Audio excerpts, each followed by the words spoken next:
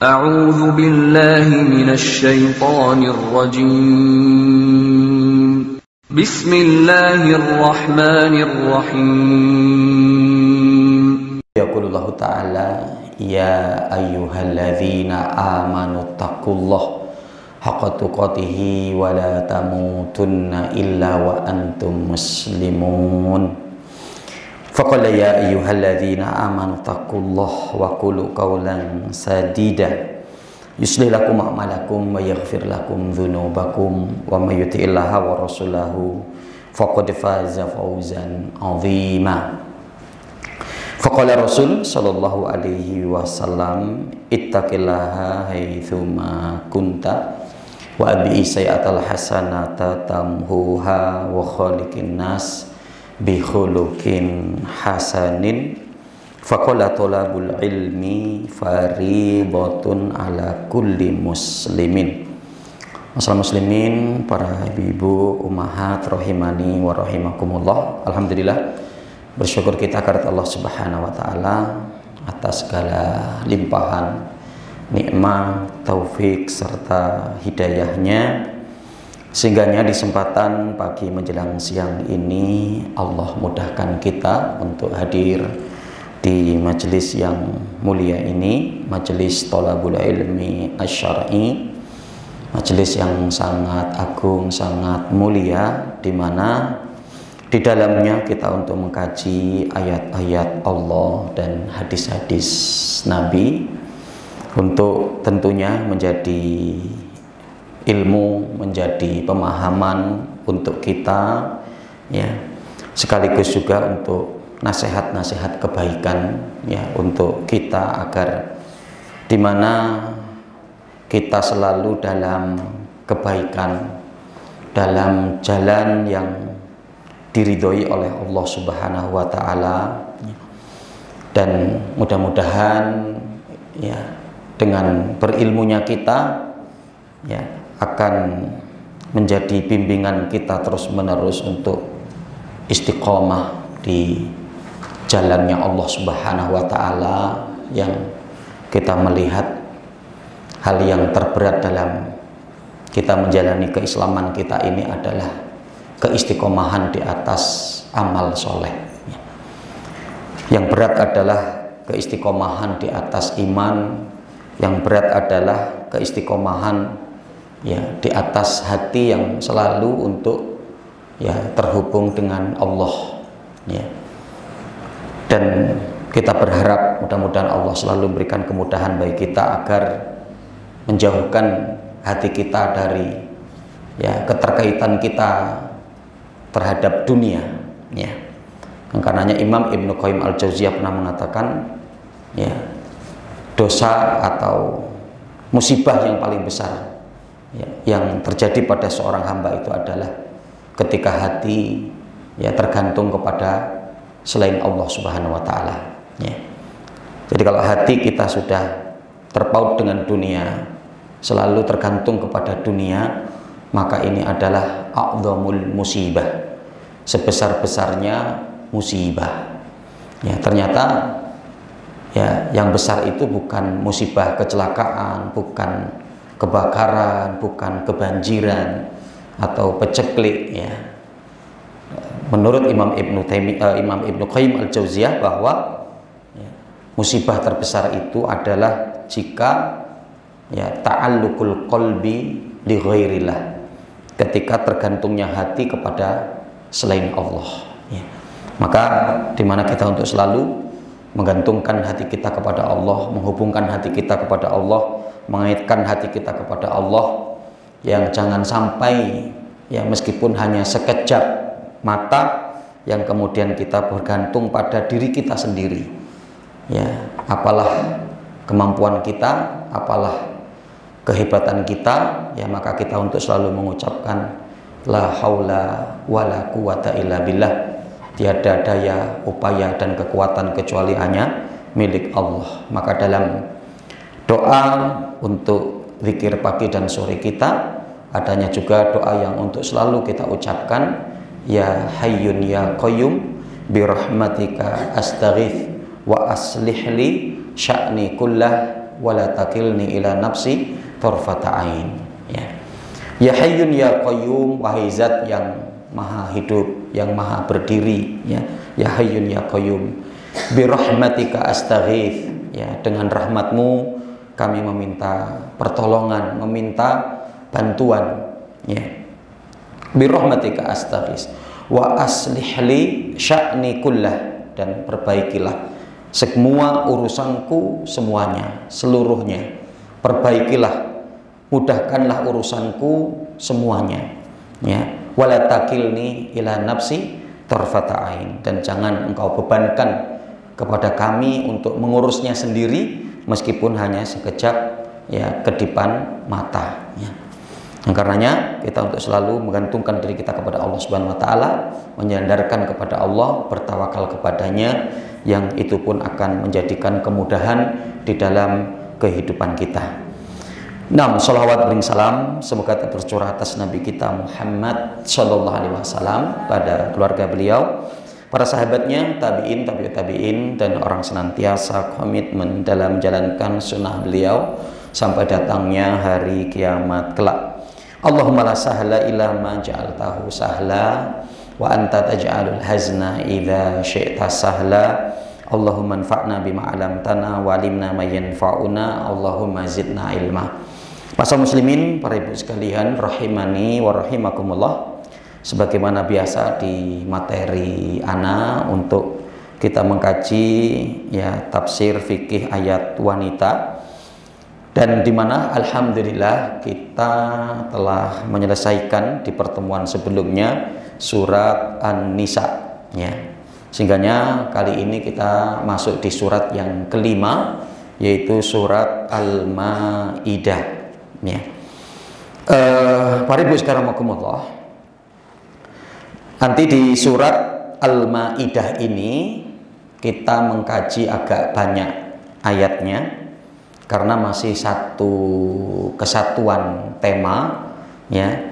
Itu insya Allah kita nanti akan mengkaji terkait dengan makanan yang dihalalkan dan diharamkan, ya. Makanan yang dihalalkan dan diharamkan, ya. Itu nanti di ayat 1 sampai 4, ya, dalam surat Al-Maidah, yang insya Allah nanti akan kita kaji. Meskipun di ayat yang kelimanya juga masih berbicara tentang makanan, tapi nanti di situ lebih berbicara terkait dengan makanan dan pernikahan kaitan dengan ahlul kitab, ya. Akan boleh tidaknya makanan yang disembelih oleh ahlul kitab dan menikahi daripada wanita ahlul kitab, yang insya Allah nanti akan kita kaji di pertemuan berikutnya. Tapi kita kali ini akan berbicara terkait dengan makanan yang halal dan yang haram, ya. Yang hanya saja nanti 4 ayat ini kita akan lebih terfokus terkait dengan kajian fikihnya, ya. Karena nanti ada lafat-lafat, ya, atau ayat yang berbicara tidak pada permasalahan fikih, ya. Maka kita akan lebih mengambil pada yang permasalahan fikihnya saja, ya, biar lebih fokus dan spesifik, karena memang kajian kita tentang masalah ayat-ayat fikih, ya. Para ibu sekalian rahimakumullah, saya bacakan ayatnya dan nanti saya terjemahkan dulu secara keseluruhan, dan nanti baru kajian dari tafsirnya. Jadi nanti di sini kita hanya di 2 kajian, ya, di 2 kajian. Yang pertama kita nanti akan berbicara terkait dengan pengenalan dan status surat, ya. Jadi karena kita nanti mau berbicara secara keseluruhan dalam surat Al-Maidah, maka kita untuk sedikit mengenal tentang surat Al-Maidah dan kemudian status surat, ya. Status surat ini apa, makiyah atau madaniyah. Nah, nanti kalau madaniyah diantaranya alasannya seperti apa, kenapa kok surat, ya, Al-Maidah itu masuk dalam kategori surat Al-Madaniyah. Kemudian yang kedua, insya Allah nanti akan kita kaji terkait dengan tafsir sekaligus hukum fikihnya. Ya, tadi tidak kita pisah antara tafsir dan hukum fikih, karena pengkajian tafsirnya sendiri sudah mendalam, mengkaji tentang fikihnya, tentang hukum fikihnya, maka tidak kita pisahkan. Jadi insya Allah kita akan mengkaji di 2 kajian besar. Pertama, pengenalan dan status surat.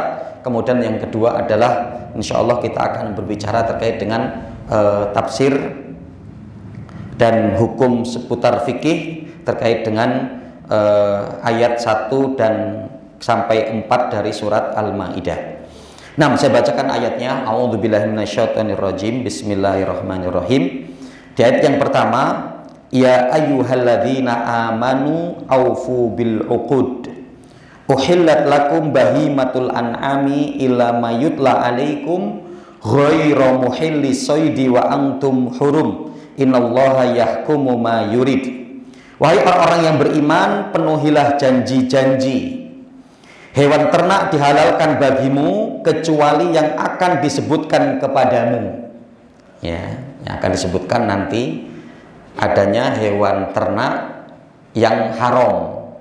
Berarti pada dasarnya hewan ternak itu adalah halal, ya. Hewan ternak itu adalah halal. Tapi nanti akan ada kondisinya itu menjadi haram, diantaranya nanti dikaji di ayat yang ketiganya. Dengan tidak menghalalkan berburu ketika kamu sedang berihram, baik haji ataupun umrah. Sesungguhnya Allah menetapkan hukum sesuai dengan yang dikehendakinya. Ya. Innallaha yahkumu ma yurid. Kemudian di ayat yang berikutnya, ayat yang kedua, ya ayyuhalladzina amanu la tuhillu sya'airallah wala syahrul haram walal hadya walal qalaida wala aminal baital haram yabtaghuna fadlan min rabbihim wa ridwana wa idza halaltum fastadu wala yajrimannakum syana'anu qaumin an saddukum anil masjidil haram an ta'tadu wa ta'awanu 'alal birri wat taqwa wa la ta'awanu 'alal itsmi wal udwan wattaqullaha innallaha syadidul 'iqab. Ya. Wahai orang-orang yang beriman, janganlah kamu melanggar syiar-syiar kesucian Allah. Dan jangan melanggar kehormatan bulan-bulan haram. Jangan mengganggu hadiyu, hewan-hewan kurban, dan qalaid, hewan kurban yang diberi tanda. Dan jangan pula mengganggu orang-orang yang mengunjungi Baitul Haram. Mereka mencari karunia dan keridhaan Allah Subhanahu wa taala, tetapi apabila kamu telah menyelesaikan ihram, maka bolehlah kamu untuk berburu. Ya. Jangan sampai kebencianmu kepada suatu kaum karena mereka menghalang-halangimu dari Masjidil Haram, mendorongmu berbuat melampaui batas kepada mereka, dan tolong menolonglah kamu dalam kebajikan dan ketakwaan, dan jangan tolong menolong dalam perbuatan dosa dan permusuhan. Bertakwalah kepada Allah, sesungguhnya Allah sangat berat siksanya. Adapun di ayat yang ketiga, hurimat alaikumul maitatu waddamu wa lahmul khinzir, ya, wa ma uhilla li ghairillahi bih wal munkhaniqatu wal mawqudhatu wal mutaradiyatu wan natihatu wa ma akala sab'u ila ma dzakaitum wa ma dhubiha 'alan nusubi wa an tastaqsimu bil azlam dzalikum fis al yauma ya'isal ladzina kafaru min dinikum fala takhshawhum wakhshawni al yauma akmaltu lakum dinakum wa atmamtu 'alaikum ni'mati wa raditu lakumul islam madina faman iturra fi makhmasatin ghairu mutajanifil ithm fa innallaha ghafurur rahim.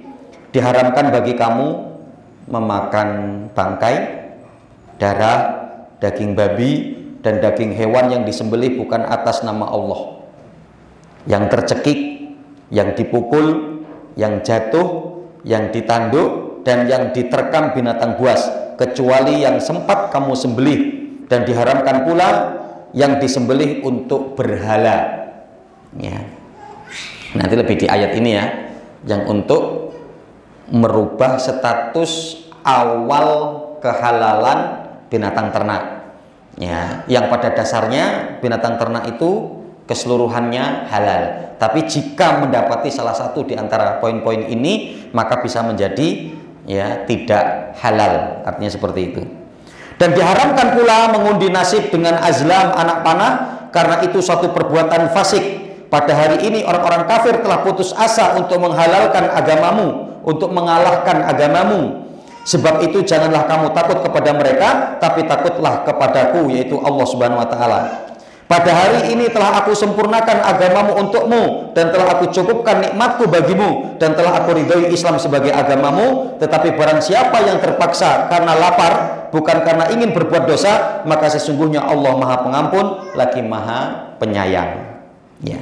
Adapun ayat yang terakhir di ayat yang keempatnya, yas'alunaka madza uhilla lahum qul uhilla lakumut thayyibat wa ma 'alamtum minal jawarihi mukallibina tu'allimunahunna mimma 'allamakumullah fakulu mimma amsakna 'alaikum wadhkuru smallahi 'alaihi wattaqullaha innallaha sari'ul hisab. Mereka bertanya kepadamu, wahai Muhammad, apakah yang dihalalkan bagi mereka? Katakan, yang dihalalkan bagimu adalah makanan yang baik-baik, makanan yang baik-baik, dan buruan yang ditangkap oleh binatang pemburu yang telah kamu latih untuk berburu, yang kamu latih menurut apa yang telah diajarkan oleh Allah kepadamu. Maka makanlah apa yang ditangkapnya untukmu, dan sebutlah nama Allah ketika melepasnya, dan bertakwalah kepada Allah, sesungguhnya Allah sangat cepat perhitungannya.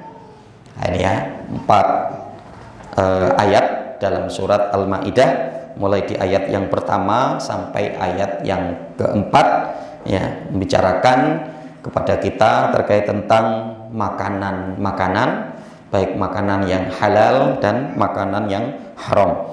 Nah, pertama kita akan mengkaji, mengenal dan status surat, ya, mengenal surat Al-Maidah dan apa status daripada surat Al-Maidah.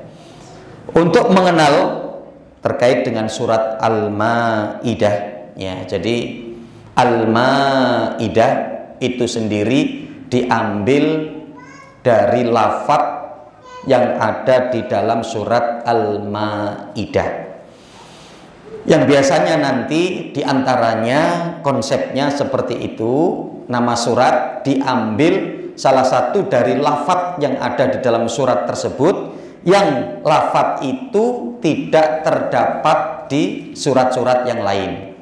Ya, nanti Al-Maidah ini, kalimat ini tidak terdapat di surat-surat yang lain. Maka di dalam ayat yang menyebutkan tentang Maidah ini dijadikan sebagai nama surat, ya. Dan nama surat, ya, itu merupakan tauqifi dari Nabi Shallallahu Alaihi Wasallam. Ya, nanti dalam kajiannya tentang terkait dengan ilmu tafsir atau ilmu Al-Quran, ya, bahwa peletakan surat, peletakan ayat dan nama surat itu disepakati di kalangan para ulama itu adalah tauqifi dari Nabi Shallallahu Alaihi Wasallam. Artinya apa? Itu berdasarkan wahyu dari Nabi. Ya, jadi kok susunan surat dalam Al-Quran itu kok tidak sesuai dengan turunnya? Contoh mungkin kan begitu ya. Ya kan kita pahami bahwa surat yang pertama kali diturunkan itu kan surat Al-Alaq 1-5. Tapi kok kenapa tidak diposisikan di awal? Justru yang di awal itu adalah surat Al-Fatihah, kan seperti itu. Nah, karena memang penyusunan itu adalah dari Nabi dan memang konsepnya itu bukan seperti itu. Ya, artinya ini sudah tauqifi yang kita tidak perlu untuk mempermasalahkan dan tidak perlu kita untuk membantahnya. Di antaranya di dalam surat Al-Maidah yang membicarakan tentang Maidah terdapat di dalam ayat 112 dalam surat Al-Maidah, di ayat 112-nya, ya. Qala al-hawariyuna ya Isa ibn Maryam hal yastati'u rabbuka an yunazzila alaina ma'idatan minas sama. Ma'idatan minas sama. Nah, itu ada kalimat ma'idah minas sama di dalam surat Al-Maidah di ayat yang ke-112-nya. Qala al-hawariyun, ya, mengatakan para pengikut Nabi Isa, ya Isa, wahai Isa ibnu Maryam, hal yastati'u rabbuka, mampukah Rabbmu, ya, mampukah Rabbmu untuk melakukan an yunazzila alaina, untuk menurunkan kepada kami ma'idatan, yaitu apa? hidangan-hidangan minas sama dari langit, gitu ya. Nanti kan gitu ya. Nanti dalam kisahnya itu kan kadang terjadi seperti itu, yaitu apa? Mereka itu hanya untuk menguji saja. Mereka itu hanya untuk seolah-olah seperti main-mainan belaka yang kemudian mereka tidak serius karena keimanan mereka yang lemah, yang karena mereka tidak mempercayai dan meyakini, ya, yang ketika dimana betul-betul Allah bisa melakukan itu, gitu kan, ternyata mereka masih banyak alasannya saja. Padahal sudah diturunkan maidah minas sama, betul-betul Allah turunkan maidah, yaitu hidangan, tapi nanti mereka masih kemudian mengingkari. Masa hidangannya kok cuman seperti itu? Kami pingin hidangan yang begini loh. Tadi kan mintanya untuk diturunkan maidah. Setelah diturunkan maidah, hidangan masih kemudian banyak protesnya. Yang intinya karena mereka tidak mau beriman, sebetulnya kan seperti itu. Nah, maka sehingga inilah diambilnya adanya surat Al-Maidah, ya, karena di situ terkait berbicara tentang hidangan. Ya, hidangan itu kan berarti ya makanan, ya, makanan yang dihidangkan, hanya seperti itu, ya. Di antara gambaran dari surat Al-Maidah termasuk surat yang terakhir turun. Surat Al-Maidah termasuk surat yang terakhir turun, ya. Yang sehingganya nanti hadis ini dari Ibunda Aisyah, ya, bahwa ketika Ibunda Aisyah pernah bertanya, ya, kepada Jubair ibnu Nafir, ya, terkait tentang surat Al-Maidah ini. Aisyah mengatakan, wahai Jubair bin Nafir, apakah kamu hafal dari surat Al-Maidah? Dia mengatakan iya. Ya, kemudian Bunda Aisyah mengatakan, sesungguhnya surat Al-Maidah itu adalah surat yang terakhir diturunkan oleh Allah, ya. Yang sehingganya juga, ya, menunjukkan para ulama nanti bersepakat sehingganya semua surat, semua ayat yang terdapat dalam surat Al-Maidah itu muhkam. Ya. Apa artinya muhkam? Muhkam itu paten, ya. Jadi karena apa? Setelahnya kan nggak diturunkan lagi. Jadi apa? Itu sudah final. Surat Al-Maidah itu final. Artinya begitu. Kalau surat-surat yang awal-awal turun kan masih mungkin dihapuskan dengan ayat-ayat yang berikutnya. Maka nanti dalam kajian ilmu Al-Quran adanya an-nasikh wal mansukh, ya. Yang menghapuskan dan yang dihapuskan, itu karena surat Al-Maidah terakhir berarti apa? Kalau justru akan memungkinkan, ya, surat Al-Maidah itu menghapuskan, gitu ya.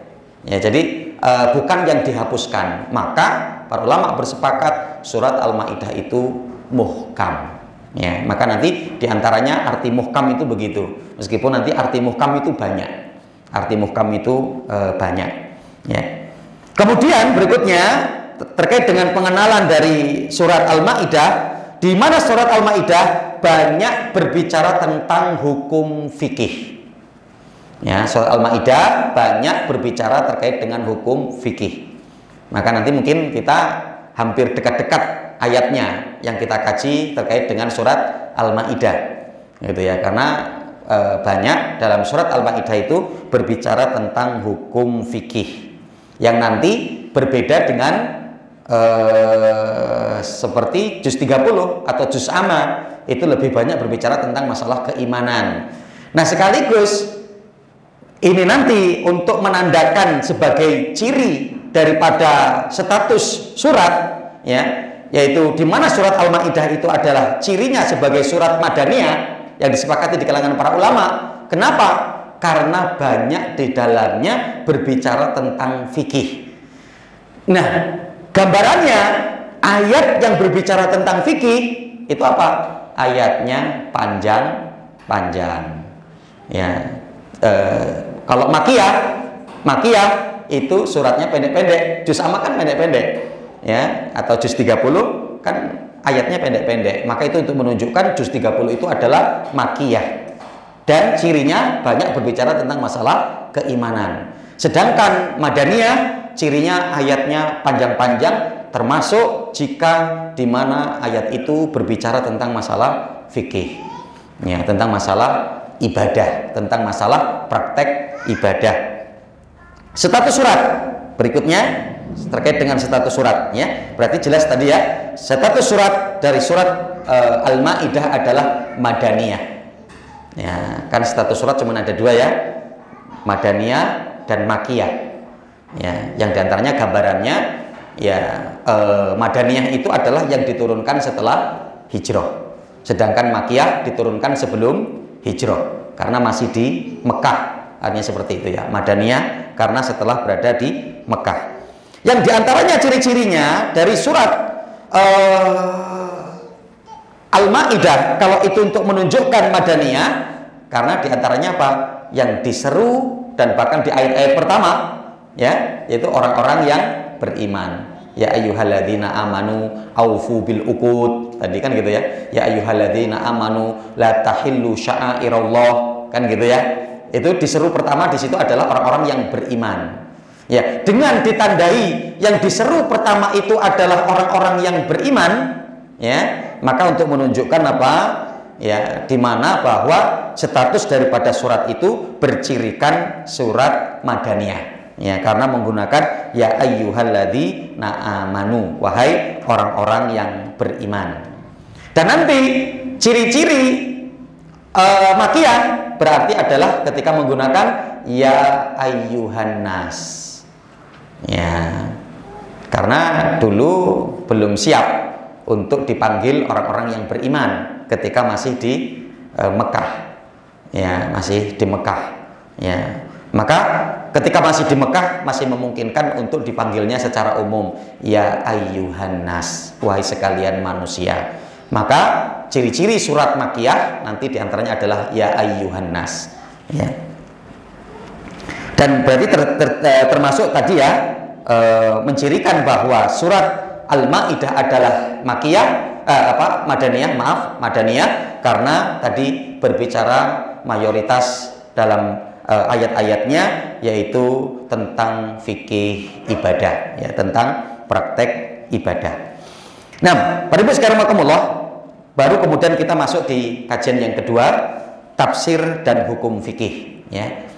Tadi kami sampaikan, jadi insya Allah nanti dari surat Al-Maidah ayat 1 sampai yang keempat kita hanya mengeluarkan ayat-ayatnya yang terkait tentang masalah fikih ibadah saja. Ya, maka ada beberapa lafadz yang berarti mungkin nanti kita lewati, artinya seperti itu.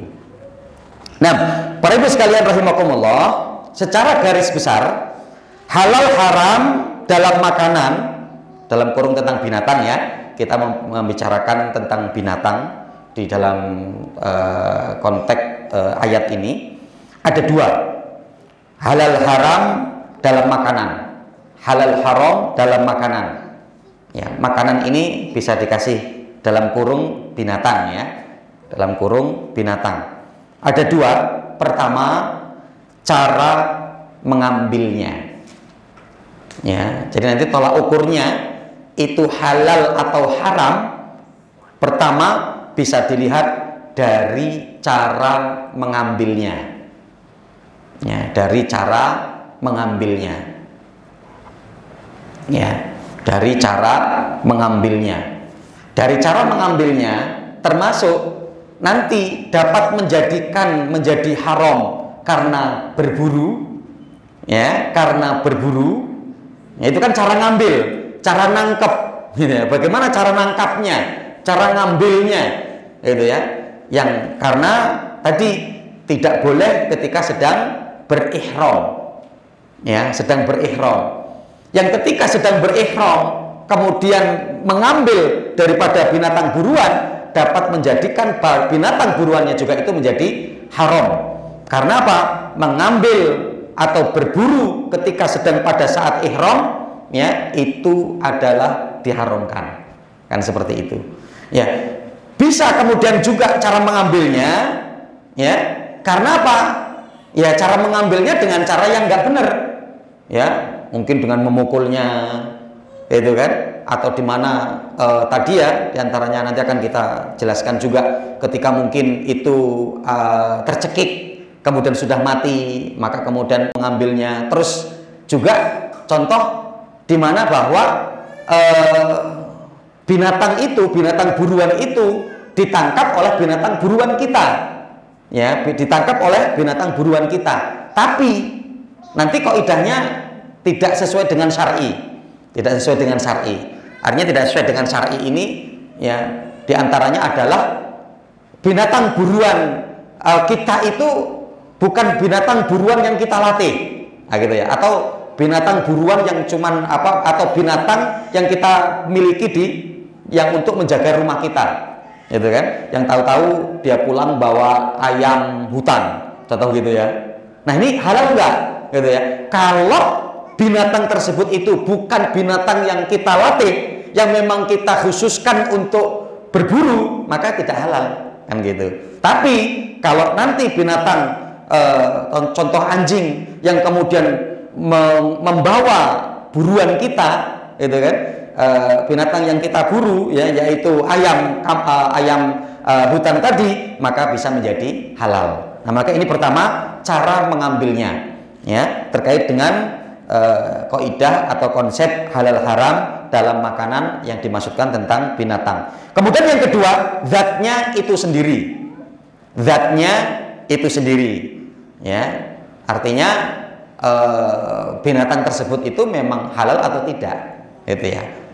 Ya, kalau yang masuk dalam kategori yang tidak halal ya setelah disepakati memburunya juga ya berarti tidak boleh. Ya karena memburunya untuk apa? Gitu ya. Atau ketika kita menangkapnya untuk apa?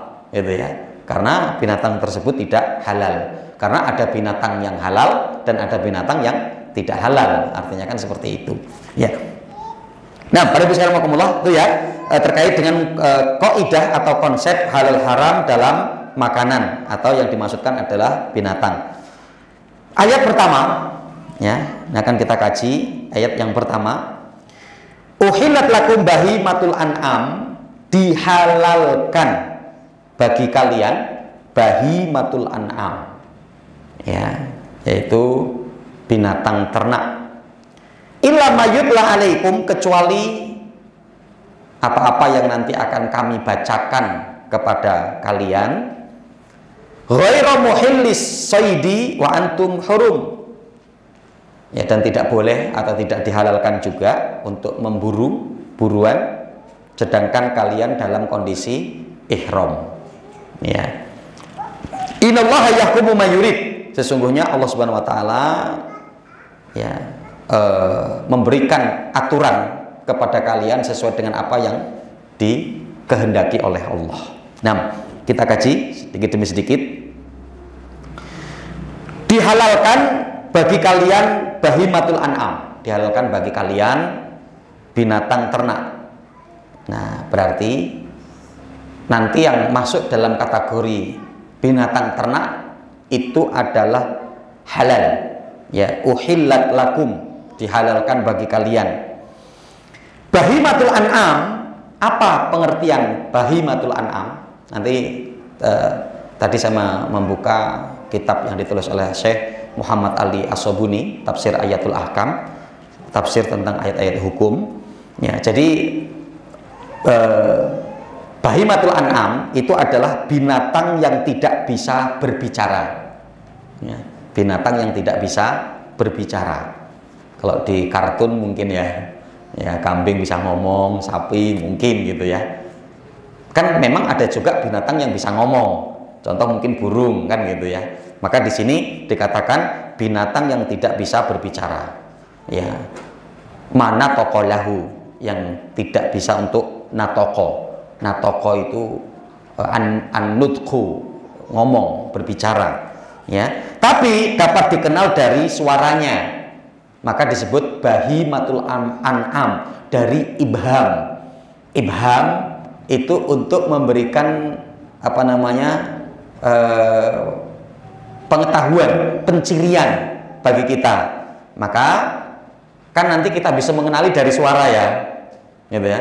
Meskipun contoh mungkin di dalam gedung atau di dalam kotak atau apalah ya gitu ya, tempat kita nggak melihat, tapi ketika ada suara kita bisa membedakan. Ketika disuruh ditebak apa yang ada di dalam gedung itu atau apa yang ada dalam kotak itu, ketika suaranya sapi kita akan ngomong sapi, karena suara sapi dengan kambing itu kan, dengan onta itu kan berbeda gitu ya. Maka nanti kita bisa untuk mencireni ya binatang tersebut itu diantaranya adalah dari suaranya ya, dari suaranya. Maka disebut sebagai bahimatul an'am, asal kata dari ibham. Ibham itu memberikan tanda kepada kita, informasi kepada kita, pengetahuan kepada kita melalui suara gitu ya. Maka kita akan tahu, oh ini kambing karena suaranya begini, oh itu sapi karena suaranya begini.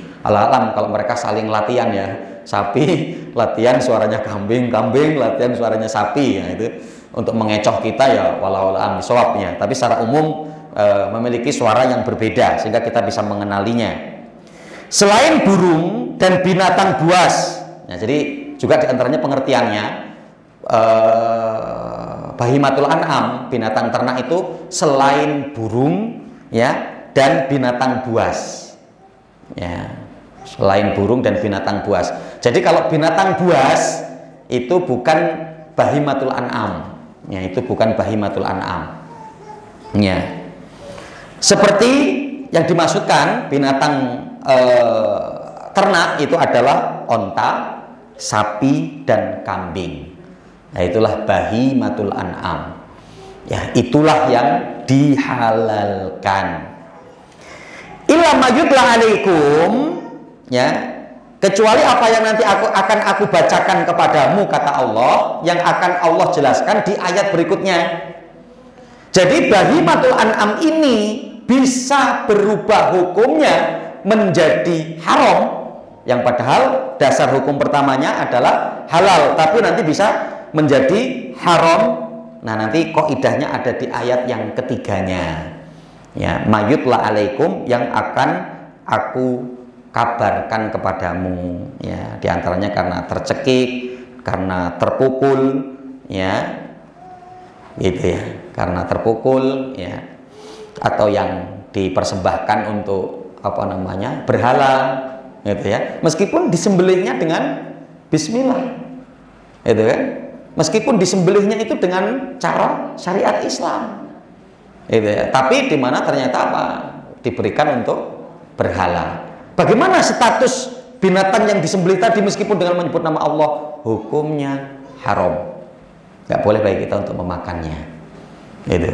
Karena kan ada ya, saya lupa di daerah Jawa mana itu, untuk persembahan kepada apa namanya penunggu laut, wah itu motong kerbau gitu kan, motong kerbau ya, yang sapinya nanti kepalanya dibuang ke tengah laut gitu, nanti dari kepala leher ke bawah ini ya mereka makan untuk pesta, hanya begitu. Nah, padahal kan ini haram ya, termasuk yang tidak diperbolehkan, tapi sangat uniknya gitu loh. Nah, artinya inilah, seorang mukmin itu penting untuk memahami apa yang dia ucapkan, untuk dipahami, diyakini, dan tahu cara ya, maksud daripada apa yang dia lafadzkan itu. Karena ternyata apa? Ketika mereka membawa kepala kerbau itu diarak, apa namanya bersama-sama dibawa ke tengah laut, itu mengucapkan kalimat tahlil. La ilaha illallah, la ilaha illallah. Coba kan, membaca kalimat tauhid tapi melakukan kesyirikan. Berarti kan apa? Nggak ngerti dengan apa yang diucapkan. Ketika nanti melemparnya pun baca bismillah dan al-fatihah. Yuk kita lemparkan bareng, kan gitu ya. Bismillahirrahmanirrahim, al-fatihah. A'udzubillahi minasyaitonirrajim. Bismillahirrahmanirrahim. Jadi seolah-olah kalau gambaran sederhananya kita, hampir banyak umat ini yang seperti burung beo. Burung beo bisa aja dia ngomong la ilaha illallah, la ilaha illallah gitu kan, tapi nggak ngerti la ilaha illallah ini artinya bagaimana, konsekuensinya bagaimana, praktek untuk menjaga kalimat la ilaha illallah itu bagaimana, hal-hal yang bisa merusak la ilaha illallah itu apa. Nah, ini kan harus diketahui gitu kan ya. Nah ini artinya ma illa ma yutla alaikum, nanti akan kita bacakan yang akan disebutkan di ayat berikutnya. Ghairi muhalli saidi wa antum hurum, ya. Itu apa? Tanpa menghalalkan hewan buruan sementara kalian sedang ihram. Artinya di sini ada dua, sedang ihram haji atau umroh, kemudian yang kedua sedang di tanah haram, ya, Mekah dan Madinah. Jadi nanti termasuk di tanah haram Mekah Madinah tidak boleh untuk berburu, ya, berburu di tempat yang lain. Yang ketika setelah ihram selesai atau tahallul maka baru boleh kalau mau berburu, dan itu pun tidak dilakukan di tanah haram, ya. Nah, jadi yang dimaksud di sini adalah baik ihram haji maupun umroh, ya, itu tidak diperbolehkan untuk berburu, ya. Dan nanti tentunya pengertiannya, ya, berburu itu karena kita memang mengejar dan menangkap untuk binatang yang susah untuk ditangkap, ya, itu arti berburu. Itu ketika itu tidak masuk dalam kategori itu, ya berarti tidak masuk, gitu ya, tidak masuk. Contoh mungkin ada ayam kan tinggal kita kasih nasi, beras, dia datang, itu kan nggak perlu susah payah, ya. Jadi maksudnya untuk berbeda, untuk beda, ya, untuk mendefinisikannya antara berburu dan bukan berburu, ya. Yang kita pahami kan berburu itu karena binatang itu susah untuk kita tangkap, ya. Contoh mungkin apa namanya, kancil, ya, susah untuk ditangkap, ya, atau mungkin burung-burung yang lain lah, ya, susah untuk ditangkap, ya. Kemudian, ya, innallaha yahkumu ma yurid, sesungguhnya Allah Subhanahu wa taala, ya, memberikan hukuman atau memberikan satu ketetapan sesuai dengan apa yang dikehendaki, ya. Di sini artinya adalah bahwa Allah yang mengatur hukum. Jadi nanti kok kenapa sih wong cuman berburu aja kok nggak boleh, kan sekalian, kan gitu, ya. Sekalian ketika ada di sana, gitu, ya. Ya, meskipun untuk konteks hari ini sepertinya sangat jarang untuk bisa, karena tidak ada yang bisa untuk diburu apa, gitu, ya. Walaupun kalau burung merpati kan memang tinggal di situ dan jinak kan, itu kasih makan aja mereka ngumpul, itu bukan berburu, ya. Ini seperti itu, ya. Nah, yang dimaksudkan di sini innallaha yahkumu ma yurid memiliki dua arti. Pertama, pasti ada hikmah. Pasti ada hikmah. Innallaha yahkumu ma yurid. Sudah, pokoknya kita tinggal taat, tinggal ngikut ketetapan Allah, gitu, ya. Pasti di balik itu ada hikmahnya, ya. Baik kaitan dengan dihalalkan binatang ternak, gitu, ya, itu pasti ada hikmahnya.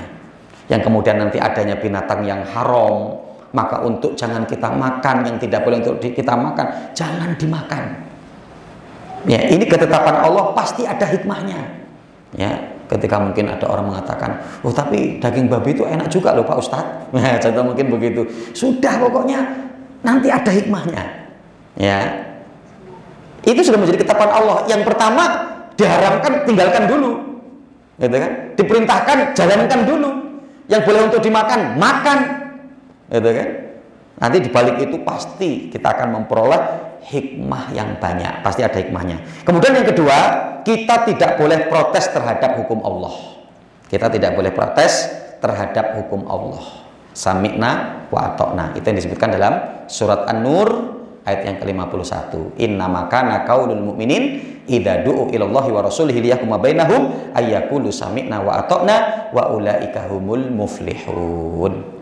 Sungguhnya ucapan yang akan keluar dari lisan orang-orang yang beriman ketika diperintahkan agar hanya Allah dan Rasulnya penentu hukum di antara mereka, maka mereka akan mengatakan sami'na wa ata'na, kami mendengar dan kami taat. Dan nanti sudah banyak juga insya Allah para asatid yang telah mengkaji bahkan menuliskan buku di balik syariat yang diperintahkan dan di balik syariat yang diharamkan bagi kita untuk melakukan, yang kemudian untuk kita tinggalkan. Itu pasti Nanti sudah ada pengkajiannya tentang kenapa kok babi diharamkan, kenapa kok anjing diharamkan, dan seterusnya, begitu ya. Kenapa kok diperintahkan kita untuk makan yang halal-halal, yang enak-enak, begitu ya. Begitu juga dengan adanya ibadah-ibadah yang ada, ya. Bahkan nanti bagaimana terapi kesehatan dengan sholat, terapi kesehatan dengan sedekah, terapi kesehatan dengan puasa, dan seterusnya. Gitu ya. Nah, itu kan baru penemuan, pasti ada hikmah di balik itu gitu. Tapi kita untuk tidak mengatakan kalau ada hikmahnya, ada kebaikannya baru saya amalkan, kalau enggak boleh. Awal pokoknya dimana kita untuk tidak protes, mematuhi, menaati daripada apa yang menjadi ketetapan Allah Subhanahu wa taala. Nah, itu di ayat yang pertamanya. Kemudian ayat yang kedua, ya ayyuhalladzina amanu la tuhillu sya'airallah wala syahrul haram wala hadiya wala qalaida wala aminal baital haram yabtaghuna fadlan min rabbikum wa ridwana wa idza halaltum fastadu. Ya. Ya ayyuhalladzina amanu la tuhillu sya'airallah. Wahai orang-orang yang beriman, janganlah kalian melanggar syiar Allah. Ya, syiar Allah. Ya, terkait diantaranya adalah kesucian tanah haram, ya, yang sehingga kemudian termasuk menjadi tanah haram, ya, yang juga termasuk adalah ibadah haji, segala aktivitas yang ada di dalamnya, ya. Nah, itu menjadi syiar, yang karena apa? Amaliyah yang untuk ditampakkan, kan begitu ya, untuk syiar, ya. Nanti kita mendapati Allah di ayat yang lain juga mengatakan apa, ya, waman yu'adzim sya'airallah fa innaha min taqwal qulub. Barang siapa yang mau untuk memperlihatkan, menampakkan daripada syiar-syiar Allah, itu menandakan adanya ketakwaan dalam hati. Maka artinya apa? Selain nanti kita ketika untuk mempraktekkan syiar Islam, ya, selain itu adalah merupakan aturan Allah, ya, yakini untuk menunjukkan syiar Islam, maka di situ pun kita mendapatkan pahala, gitu ya. Jadi contoh kayak ibu-ibu, ketika mungkin dalam satu majelis kebanyakan masih pakai jilbab yang belum syar'i, ibu pakai jilbab yang memang sudah syar'i. Artinya apa? Selain memang ini yang diperintahkan oleh Allah, kita taat kepada Allah, ya, yakini saya menunjukkan daripada syiar Allah, gitu kan. Begitu juga mungkin kami bagi laki-laki untuk berpakaian yang syar'i, itu untuk menunjukkan daripada syiar Allah. Dan termasuk daripada aktivitas di Masjidil Haram atau di Haramain Makkah dan Madinah, diantaranya adalah aktivitas untuk menunjukkan daripada syiar Islam. Ya, coba kita lihat jemaah haji kalau baru pulang rombongan, masya Allah, ya kan? Ketika mereka baru pulang umroh, ya, rombongan bersama-sama untuk menunjukkan daripada syiar Allah, ya. Yang artinya ya ayyuhalladzina amanu la tuhillu sya'airallah. Jangan melanggar daripada syiar-syiar Allah. Tampakkanlah jika kita bisa, ya. Dan termasuk juga apa? Ya, sya'airullah ini adalah ketika dalam pelaksanaan ibadah haji ya harus benar sesuai dengan apa yang disyariatkan oleh Allah. Sya'airullah itu artinya ketika kamu melaksanakan ibadah baik haji maupun umroh, ya lakukanlah sesuai dengan yang disyariatkan, maksudnya begitu ya. Di antaranya di sini sebutkan ya jangan wukuf selain tanggal 9, gitu ya. Karena wukuf jamaah haji ya di Arafah pada tanggal 9. Artinya kan seperti itu. Wala syahrul haram, dan janganlah kalian juga melanggar daripada bulan-bulan haram. Ya. Jadi terkait dengan bulan-bulan haram. Bulan haram ada berapa, Bu? Ada 4, ya. Yang disebutkan oleh Allah dalam surat At-Taubah ayat 36, ya. Surat At-Taubah di ayat yang ke-36. Inna iddatas syuhuri indallahi isna asyara syahran fi kitabillah yauma khalaqas samawati wal ard minha arba'atun hurum. Terdapat 12 bulan dalam 1 tahun. Dari 12 itu terdapat 4 bulan haram. Apa saja itu? 3 bulan berurutan, Dzulqa'dah, Dzulhijjah, Muharram, dan yang keempat adalah Rajab yang terletak antara Jumadah Tsani dan Sya'ban, ya, Rajab, ya. Nah, maksudnya apa? Bulan-bulan ini kok kemudian dikatakan sebagai syahrul haram? Ya, termasuk dari bulan haram. Yang pertama, jangan berperang. Ya, bahkan nanti para ulama menyebutkan bukan hanya berperang, selisih, gontok-gontokan, ribut.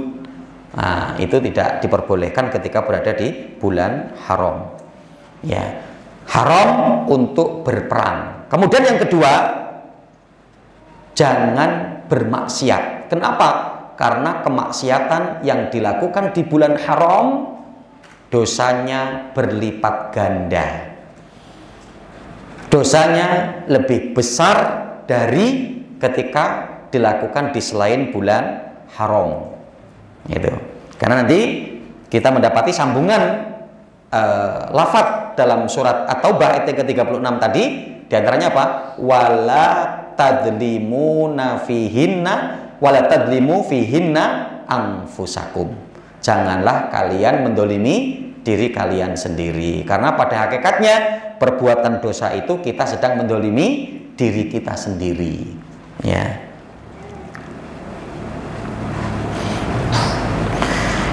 Walal hadiah, hadiyu, ya, hadiyu, ya, walal hadiah adalah hewan yang dihadiahkan pada tanah haram, ya, baik kambing, onta atau sapi, ya.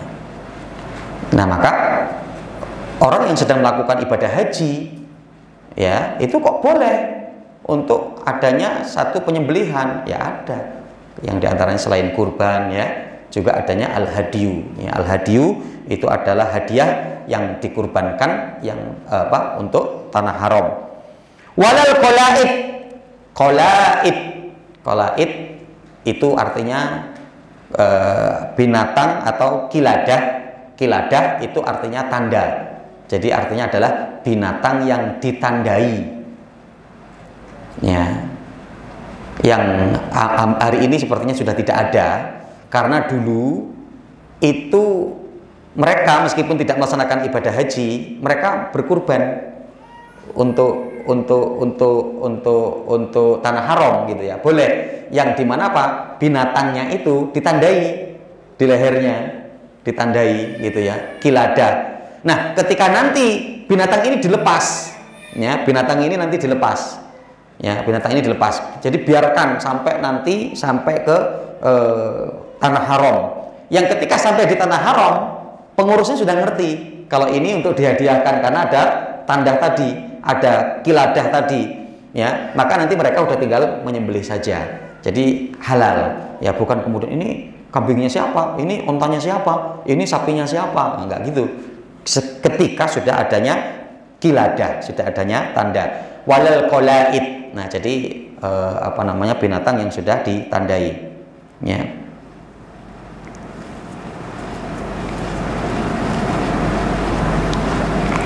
Itu ya, qolaid.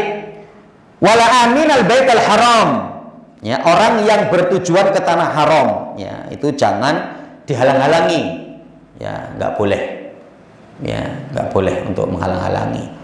Dan bagi orang-orang yang tadinya dihalangi, kemudian setelah itu ternyata masih tetap bisa sampai ke Masjidil Haram, itu ya tetap berlaku adil dengan mereka yang tadinya menghalang-halangi. Kadang kan mungkin ada ya mana orang yang tidak adil, ya. Jadi orang dalam konsep Islam pun bermusuhan juga harus adil, ya. Wala yajrimannakum sana'anu qaumin ala ta'dilu i'dilu huwa aqrabu littaqwa, ya. Jadi berbuat adil lah. Ya, nanti di lafaz berikutnya kan begitu ya. Wala yajrimannakum, ya, biqaumin. Ya, jadi nggak boleh kita berbuat buruk, ya, karena orang itu pernah berbuat buruk dengan kita sehingga kita tidak berlaku adil. Ya, gitu ya. Jadi contoh kita sebagai Bu RT, nah, mungkin begitu ya, Bu RT dari kelurahan dapat bantuan masyarakatnya. Nah, gitu kan. Kemudian Bu RT ini kan mungkin yang paling ngerti, ya, sama suaminya dikasih tahu, Bu, tolong catat yang kurang-kurang mampu, kan gitu ya, catat itu ya. Nah, ada yang sebenarnya nggak mampu, tapi dilewati, gitu ya. Kenapa? Dulu pernah musuhi saya ini, nah, gitu ya. Jadi dalam Islam, ketika mungkin adanya permusuhan pun untuk tetap berlaku adil, gitu ya. Jadi kalau semuanya memang konteksnya itu untuk yang tidak mampu, kurang mampu, fakir miskin, dan ibu fulanah itu termasuk kepada itu, ya kasih. Meskipun dulu pernah musuhi kita, bahkan sampai sekarang, contoh mungkin gitu ya. Ya, karena masuk dalam kategori, ya kasih. Tapi kalau ternyata dicoret, nah itu berarti kita tidak berlaku adilnya. Padahal dalam syariat Islam aja sampai untuk seperti itu. Ya. Wa idza halaltum fastadu, bila sudah tahallul maka berburulah. Itu boleh. Wallahu a'lam bishawab, yang ana pahami bahwa tetap untuk di luar haramain, di luar tanah haram, ya. Karena nanti secara keumuman tidak bolehnya berburu di tanah haram, ya. Ayat yang ketiga, ya, ayat yang ketiga. Nah, inilah yang tadi ya, illa ma yutla alaikum, kecuali apa yang nanti akan aku bacakan kepada kalian. Maka di sini ada beberapa ketetapan binatang yang itu haram untuk kita makan. Pertama, ketika sudah menjadi bangkai, ya, bangkai.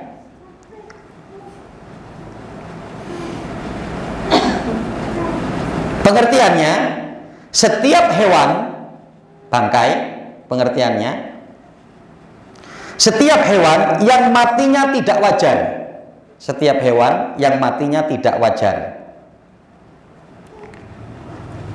tanpa lewat penyembelihan yang syar'i, tanpa lewat penyembelihan yang syar'i. Tentunya ini berbicara kepada binatang yang halal ya, terutama tadi bahimatul an'am. Ya, terutama bahimatul an'am. Jadi makna hewan itu bahimatul an'am atau binatang yang memang halal. Ya, kan nanti kayak ayam kan tidak masuk bahimatul an'am, tapi kan halal, gitu ya. Tapi kalau nanti sudah masuk dalam kategori bangkai, maksudnya adalah yang mati tidak wajar, yang tidak lewat penyembelihan syar'i, maka berarti itu juga menjadi bangkai, meskipun itu adalah ayam, hanya seperti itu. Ya. Seperti apa yang menjadikan dia tidak syar'i? Pertama, al-munhonikah, ya, al-munhonikoh, ya, yaitu apa? Hewan yang mati dalam keadaan tercekik. Ya, tercekik mati, ya, matinya karena tercekik. Kemudian yang kedua, dipukul,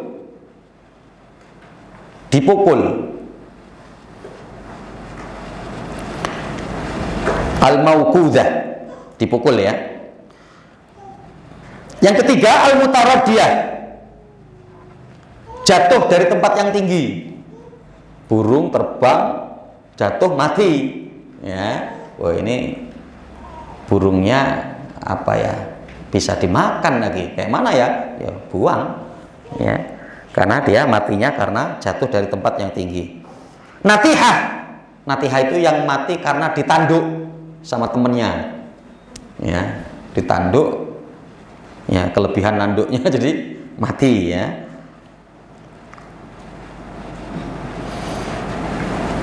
Kemudian yang berikutnya adalah akala sabak, dimakan binatang buas. Dimakan binatang buas, kita mendapati kelinci, contoh mungkin dimakan binatang buas, yang diambil cuman palanya, kepala ke bawah, dagingnya, perutnya, ininya, waduh, enak ini, gurih ini, gitu kan? Ya, tapi tadi karena habis dimakan binatang buas, ya nggak halal, gitu ya.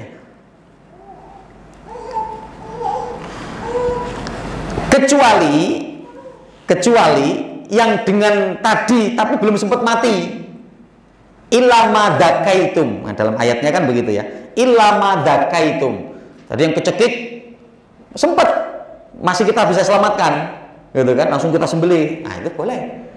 Yang ketika mungkin jatuh, kemudian masih ada nyawanya, masih gerak-gerak, kita sembelih, boleh. Yang terseruduk sama temennya, kemudian sudah sakarat, masih sempat kita menyembelih, sembelih. Nah, illama dzakaitum.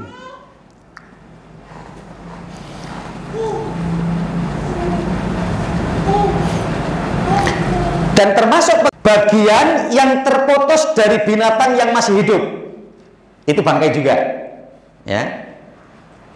Bagian dari binatang yang masih hidup, bagian yang terputus atau yang terpotong dari binatang yang masih hidup, maka potongannya itu bangkai. Ya, contoh sapi, dia ngamuk, ditarik-tarik ekornya putus. Gitu kan? Halal nggak ekornya? Kalau sapinya masih hidup, ekornya nggak boleh disop, ya, meskipun enak, sop buntut, gitu ya. Nah, jadi ekor sapi tadi ini menjadi bangkai, ya, meskipun sapinya gemuk, sapi Australia, ini sebetulnya dagingnya juga banyak, disop enak, nah, tetap, ya, karena Rasul mengatakan begitu. Makuti aminal bahimah wahiyah hayyah fahiyah maitah.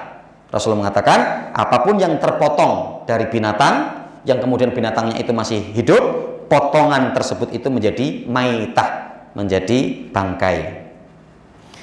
Ada dua bangkai yang halal.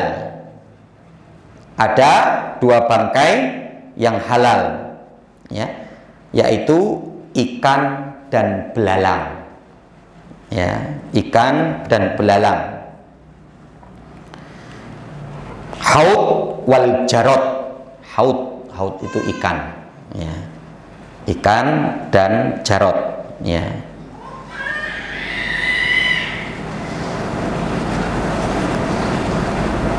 Itu pertama ya, bangkai. Jadi kajian tentang bangkai itu tadi meliputi untuk melengkapi, ya, diantaranya adalah bagian yang terputus dari binatang yang masih hidup, maka yang terputus itu menjadi bangkai. Begitu juga adalah tadi yang bangkai tapi halal disebutkan oleh Rasulullah dalam hadisnya riwayat Imam Ibnu Majah, dan Syekh Albani mengatakan bahwa hadis ini sahih, yaitu apa? Al-haud wal jarot, yaitu ikan dan belalang, ya. Maka itu menjadi halal, ya. Ada nggak Bu selain kayak belalang, ya, jangkrik? Ada nggak yang makan jangkrik? Jangkrik kan apa? Serangga, maksudnya serangga, ya. Jadi kalau nanti masuknya serangga itu nggak boleh, ya. Maka laron itu kan nggak boleh, kecoa, ya. Nah, siapa tahu ada orang yang goreng kecoa, wah, masya Allah, ya, kecoa di rumah banyak, eman-eman ini, gitu ya. Kemudian di sate, ya. Nah, itu termasuk serangga. Jadi laron, ya. Dulu sempat kayaknya kita di kampung itu kalau ada laron itu nyari itu, ya, pakai ember, dikasih air, dikasih lampu, wah, itu pokoknya biasanya setelah panas hujan itu kadang keluar itu mereka itu. Nah, itu dulu digoreng enak itu. Ya, tapi ternyata haram laron itu karena masuk dalam kategori serangga. Jadi serangga itu haram, ya. Yang kedua, ya, darah yang mengalir, daman masfuhan, ya, darah yang mengalir, ya, termasuk yang haram, ya. Jadi kalau darah yang masih tersisa di dalam tulang atau di mana kulit itu boleh, ya, tapi kalau dialirkan secara khusus, dia ada ember, dibekukan, disimpan, nah, katanya untuk obat apalah gitu, ya, haram, daman masfuhan, itu nggak boleh, ya, darah yang mengalir. Yang kedua, ya, darah yang mengalir. Darah itu boleh hanya dua, ya, hati dan limpa, ya. Nanti dalam hadis itu, sambungan hadis tadi itu termasuk yang diperbolehkan itu adalah tadi haud, dua bangkai, yaitu bangkai ikan dan bangkai belalang. Kemudian berikutnya adalah yang boleh itu dua darah, wadaman, ya, yaitu hati dan limpa. Kemudian yang ketiga, daging babi, ya. Jadi daging babi disepakati haram, ya, meskipun nanti kemudian berarti kan yang nggak boleh dagingnya, tulangnya boleh, kulitnya boleh, bukan. Dulu yang dipahami oleh bangsa Arab, ya, daging babi itu ya dagingnya, ya. Kenapa? Ya karena dagingnya itulah yang mereka pahami, babi itu ya dagingnya gitu ya. Jadi masuk, berarti kalau dagingnya saja diharamkan ya berarti kulitnya, ya kemudian tulangnya, kemudian bagian-bagian semua ya. Keempat, hewan yang disembelih atas nama selain Allah. Ya. Hewan yang disembelih atas nama selain Allah. Ya. Hewan yang disembelih atas nama selain Allah.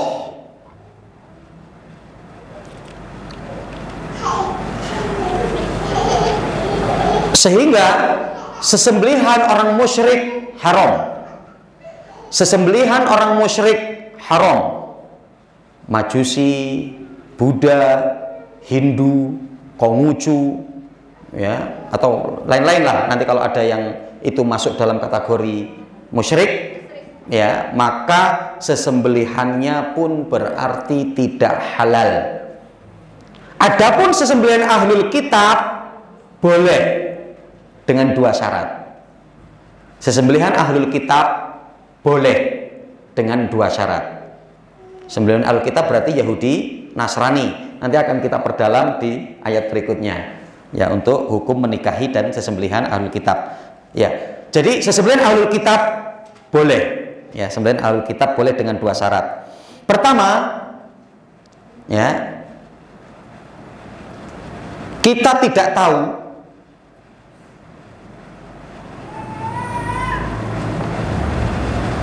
ketika menyembelihnya tidak menyebut nama Allah. Tidak menyebut nama Allah. Kita tidak tahu ketika menyembelihnya tidak menyebut nama Allah. Karena apa? Yang kita husnudonkan, kita prasangkakan, ya dia menyebut nama Allah. Karena seyogianya ahlul kitab itu begitu. Ya, karena mereka memiliki agama samawi. Kitabnya itu adalah dari Allah, ilahnya itu adalah Allah Subhanahu wa taala. Kemudian yang kedua, ya, penyembelihannya sesuai syar'i. Penyembelihannya sesuai syar'i. Ya, jadi penyembelihannya sesuai syar'i itu ya yang dipotong lehernya. Ya, bukan dicukil matanya.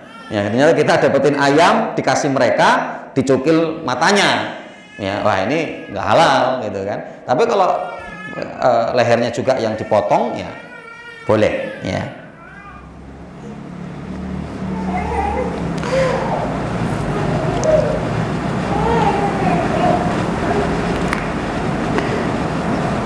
Gitu ya. Kemudian berikutnya, hukum binatang yang diimpor dari negeri non muslim. Binatang yang diimpor dari negeri non muslim. Pertama,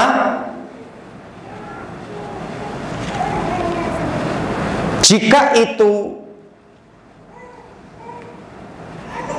adalah hewan laut, berarti halal, ya, karena hewan laut kan nggak perlu ada penyembelihan. Ya, jika yang dikirim itu adalah binatang laut, halal, boleh. Tapi nanti kalau dibumbui apa, ya itu Allah alam. Ya, tapi pada dasarnya halal. Kedua,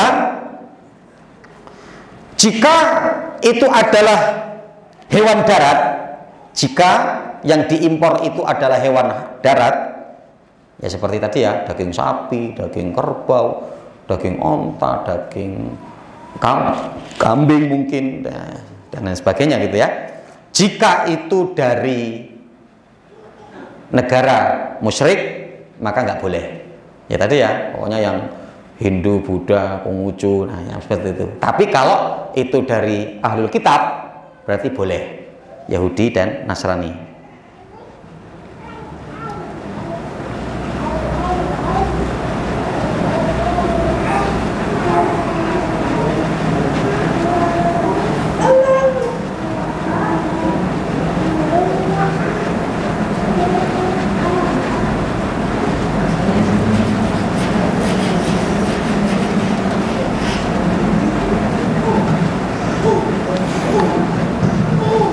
Gimana Bu? Enggak usah jam kasihan, tinggal 3 menit lagi. 3 menit lagi ya. Nah, terus bagaimana ini? Ya.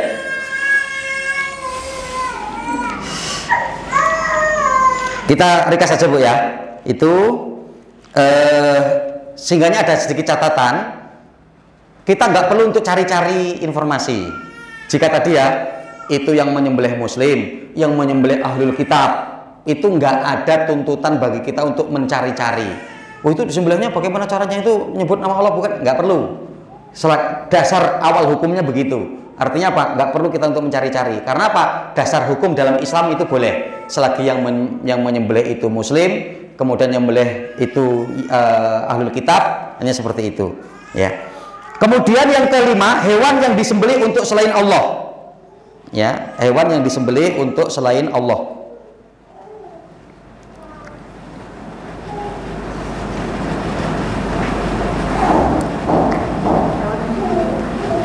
Yang disembelih untuk selain Allah, ya tadi ya, untuk berhala, ya, untuk apa namanya, untuk sesembahan, nah itu masuk dalam kategori itu, ya. Nah ini sudah mepet ya waktunya, sebenarnya masih ada 1 ayat lagi sebetulnya, atau untuk besok lah ya, untuk besok pertemuan berikutnya yang nanti kita sambungkan, meskipun memang masih ada hubungannya dengan ayat berikutnya di ayat yang keempatnya, karena nanti di sini juga menyebutkan tentang thayyibat, ya. Jadi ketika Rasul ditanya ma'uhilla lahum, apa yang dihalalkan untuk mereka, maka Rasul mengatakan uhilla lakumut thayyibat, dihalalkan untuk kalian itu adalah at-thayyibat. Jadi konsepnya nanti segala sesuatu yang thayyibat itu berarti halal, gitu ya. Nanti kaidahnya sudah begitu, ya. Jadi thayyibat itu halal, ya. Jadi contoh apa namanya, ini nih halal atau haram ya, tapi mengandung thayyibat tidak. Kalau adanya thayyibat berarti sudah bisa kita untuk, meskipun belum tanya ke ustadz, belum tanya ke kiai, itu halal, gitu ya. Contoh mungkin apa ya, yang apa namanya, kita mungkin belum tahu, biawak, nah, gitu ya. Itu untuk obat gatal itu, ya. Ada di beberapa tempat itu jadi pemasak biawak, gitu kan. Nah, biawak ini hukumnya seperti apa, ya kan, begitu ya. Ada nggak thayyibatnya?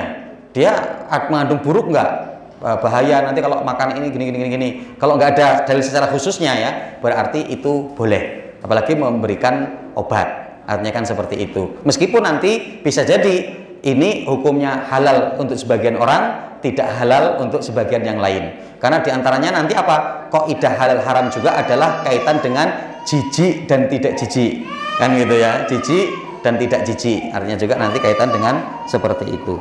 Wallahu ta'ala a'lam. Sampai di sini mungkin para ibu sekarang makumullah, dan itu kita tadi membagikan brosur, yaitu lembaga tahfidz Quran yang kami bina, Al-Mazaya, untuk setingkat SMP. Artinya nanti bisa untuk ibu atau mungkin untuk keluarga yang membutuhkan santri atau anaknya di usia SMP yang mau untuk dimasukkan, dan di situ kan sudah kita berikan informasi kaitan dengan kegiatan belajar mengajarnya, kemudian target-target hafalan, kemudian visi misi dan seterusnya, biar untuk dikaji.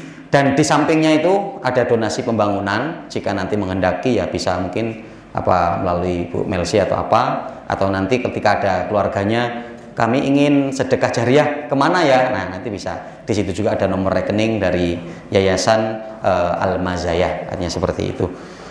Mungkin begitu. Bagaimana Bu? Ada yang nanya tadi, ya, yang maksudnya tadi 25.000 per tiket, maksudnya gimana? Oh iya, itu maksudnya untuk tiketnya Bu. Maksudnya yang mau bersedekah itu satu tiketnya itu 25.000. Maksudnya kalau nanti saya mau ngambil 4 berarti 100.000, mau ngambil 2 berarti 50. Artinya begitu. Ya itu hanya untuk memudahkan akadnya saja sih sebetulnya. Kita mau ngambil berapa, karena yang belum selesai itu 2 gedung untuk tahun depan. Jadi 2 gedung yang sudah rapi dan hari ini dipakai untuk 2 kelas. Ada 2 yang belum rapi, itu pembiayaan diperkirakan sekitar 80 juta lagi. Nah, maka kita meminta bantuan kepada umat tentunya, karena yayasan adalah yayasan umat. Nanti mudah-mudahan yang ingin berkehendak untuk sedekah jariah, karena gedung ini akan dipakai oleh para penghafal Al-Quran.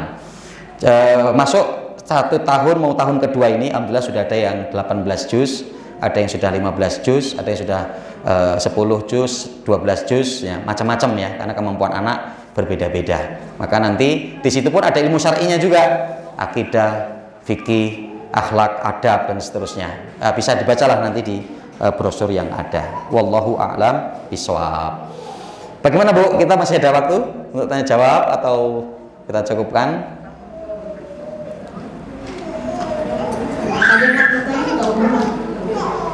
Moga mungkin Bu kalau ada ya. Assalamualaikum. Silakan Bu. Ustaz, tapi ini di luar tema kita yang masalah hewan tadi. Gini Ustaz, adik sepupu saya bulan kemarin itu dia cerita kalau di rumah tangga dia sedang lagi ada masalah. Nah, dia dengan suaminya. Nah, minggu kemarin dia telepon sambil dia nangis. Dia ngomong, suami saya ngomong gini Mbak, gitu, ngomong kayaknya rumah tangga kita udah nggak bisa dipertahankan lagi. Itu dengan dia intinya gitulah, dia udah nggak mau mempertahankan lagi kalau udah nggak kecocokan ini gitu ya. Terus gimana cara kamu mengulangi kamu, apa kamu pulang sendiri, apa saya anterin gitu ya. Nah, yang mau saya tanyain kayak gitu tuh udah jatuh talak apa belum Ustaz? Iya, alhamdulillah salatu wassalamu ala Rasulillah wa ala alihi wa sahbihi wa man walah, amma ba'. Iya. Jadi kalau tadi sebetulnya kalau sudah agak tadi kaitan dengan penjelasan di akhirnya, apakah itu masuk juga dalam obrolan itu ataukah tidak. Tapi kalau hanya di lafadz yang pertama itu sebetulnya belum, gitu kan? Maksudnya sepertinya kita ini sudah nggak ada kecocokan. Itu masih belum terlalu dalam terkait dengan pembicaraan untuk berpisah, gitu. Tapi kalau sudah adanya sampai pelafatan, kamu mau pisahnya dengan saya, mau bagaimana? Mau saya antarkan atau kamu mau pulang sendiri? Nah, kalau ini sudah adanya lafadz kepada arah ke sana, nanti hukumnya tergantung dari peniat yang mengucapkan, niat dari yang mengucapkan. Jadi ketika yang mengucapkan itu niat cerai, maka itu jatuh cerai. Karena nanti kan di dalam lafadz talak kan ada dua, ada sorry dan ghairu sorry, yang jelas dan tidak jelas. Nah, tidak jelasnya itu tadi bisa isyarat, bisa kemudian dengan bahasa yang tidak sorry gitu. Nah, nanti dengan yang tidak sorry itu tergantung niat daripada pelafadznya. Gitu. Nah, sampai yang kemarin ketika ngomong seperti itu diniatkan untuk cerai bukan? Kalau dia mengatakan iya, ya berarti jatuh talak 1. Tapi kalau tidak, maka berarti belum. Yang insya Allah, wallahu ta'ala alam, kalau yang hanya sampai pada tadi itu, sepertinya kita nggak ada kecocokan, gitu kan? Ya, nah kan itu baru nggak ada kecocokannya pun di mana? Kan artinya begitu kan?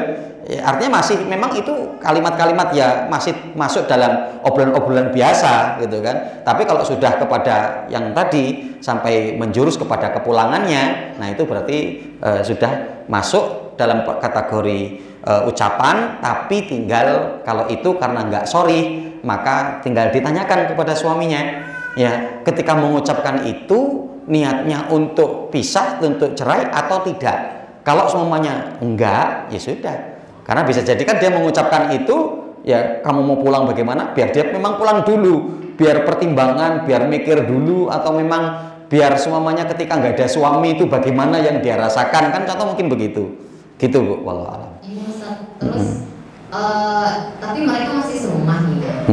Nah, jadi saudara ini ya dia berusaha menjadi penengah gitu kan ya, dengan bawa orang tua gitu kan. Gitu. Nah, gimana kalau misalnya nanti orang mau balikan lagi, apakah nikah lagi atau ya pulang aja dengan persetujuan dua-duanya apa gitu? Ya, alhamdulillah salatu wassalamu ala Rasulillah. Jadi kalau itu baru masih talak 1, ya mereka tinggal pulang saja. Bahkan dalam talak 1 istri masih di rumah suami, gitu ya. Jadi masih dalam proses talak satu itu sampai nanti masa iddah, ya masa iddah itu 3 kali bersih, ya. Kalau ternyata nanti tidak digauli, maka secara otomatis nanti masuk pada talak yang kedua. Itu. Maka di mana apa? Masih satu rumah. Talak satu itu masih satu rumah antara suami dan istri, dan mereka juga statusnya sebetulnya masih suami istri. Bisa jadi ketika masih satu rumah itu, ya akhirnya muncul lagi love-nya, gitu kan, cintanya muncul lagi. Karena ketika mereka sudah mau berhubungan, itu namanya rujuk. Jadi rujuk itu tidak perlu pakai kata-kata, tidak pakai kata-kata pun boleh, ya. Tidak pakai kata-kata juga kemudian boleh, ya. Pakai lisan juga boleh. Dek, kita rujuk ya. Kamu saya rujuk kembali. Contoh mungkin begitu, ya berarti itu masuk rujuk, ya. Meskipun mungkin dia tidak berhubungan, tapi kalau berhubungan itu sudah pasti rujuk, ya. Mungkin begitu, Bu. Wallahualam. Ya, sama-sama. Ini mungkin, Bu, ya, satu pertanyaan saja yang bisa kita jawab di majelis yang mulia ini. Mudah-mudahan memberikan satu kemanfaatan. Wallahu taala alam. Aku qouli hadza, astaghfirullahaladzim li wa lakum wa lisairil muslimina fi kulli jambin wal aqtar. Subhanakallahumma bihamdika, asyhadu an la ilaha illa anta, astaghfiruka wa atubu ilaik. Kurang lebihnya mohon maaf, kepada Allah saya mohon ampun. Wabillahi taufik wal hidayah. Wassalamualaikum warahmatullahi wabarakatuh. Ustaz, ini nanti saya bagi ke murid Boleh. orang tua LPK. Ya, boleh, Bu, nanti biar ini informasinya luas. Jazakallahu khairan kepada Ustaz yang telah memberikan kajiannya pada siang hari ini. Semoga Allah menambah ilmu